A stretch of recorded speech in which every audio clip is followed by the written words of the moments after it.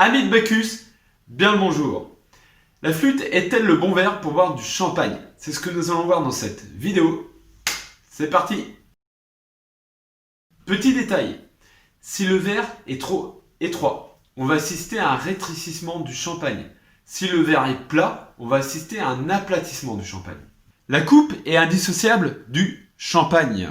Elle est attribuée à la marquise de Pompadour, conseillère influente du roi Louis XV. Elle aurait été introduite sous la Régence et aurait été moulée sur le sein gauche de la marquise de Pompadour. La marquise de Pompadour disait du champagne que c'était le seul vin qui faisait que la femme reste belle après avoir boire.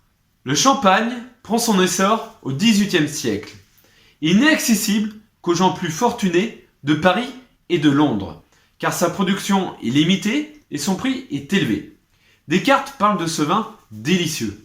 L'histoire a consacré le champagne. De 898 à 1825, les cérémonies des sacres des rois de France, selon les récits, étaient accompagnées de champagne. Le 14 juillet 1790, pour la fête de la Fédération sur le Champ de Mars, seul le champagne était jugé digne d'encourager les révolutionnaires. Depuis Clovis, le champagne est associé au baptême. Le champagne, c'est le vin des premières fois. En effet, il était là lors du vol inaugural du Concorde et il était là aussi lors de la jonction du tronçon anglais du tunnel sur la Manche. Il était là aussi quand Herzog a gravi pour la première fois l'Annapurna et je suis sûr qu'il y avait une bouteille de champagne qui a été débouchée à ce moment-là. C'est aussi le vin des dernières fois. En effet, lorsque Napoléon est en Russie et qu'il écrase l'armée du tsar à Smolensk, les nobles locaux se consolent au champagne. Délicieux, bien que français. La flûte apparaît dans les années 1930. Cette forme de verre élancée et fermée retient davantage les bulles.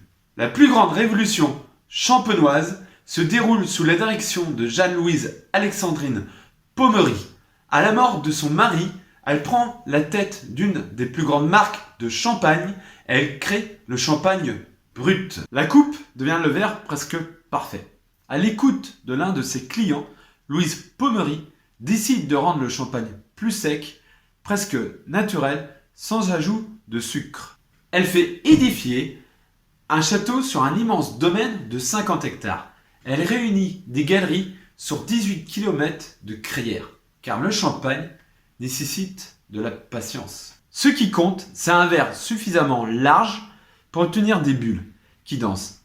Un verre sur pied, étroit à son fond, généreux et large à son milieu pour laisser respirer. Évitez les flûtes parfaitement droites qui favorisent l'acidité et les traditionnelles coupes qui provoquent la disparition rapide des bulles. Idéalement, je recommanderais le verre à vin, mais pas n'importe quel verre.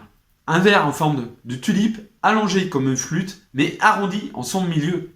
Le champagne doit suivre le chemin de l'effervescence qui part du fond du verre. Pour les vieux millésimes ou vineux, on peut très bien utiliser un verre à Bourgogne. Mais finalement, le champagne s'exprime très bien dans les verres à vin blanc un peu allongés. Mais le cœur du sujet, c'est la bulle. Et le plaisir tout simplement de l'écouter chanter. Petite astuce, lavez votre verre à l'eau chaude pour obtenir de fines bulles. Bon, j'espère que cette vidéo vous a plu. Moi je vous dis, comme d'habitude, à la semaine prochaine. Mais avant ça, n'oubliez pas de liker, vous abonner et d'activer la cloche. Allez, je vous dis à la semaine prochaine. Ciao.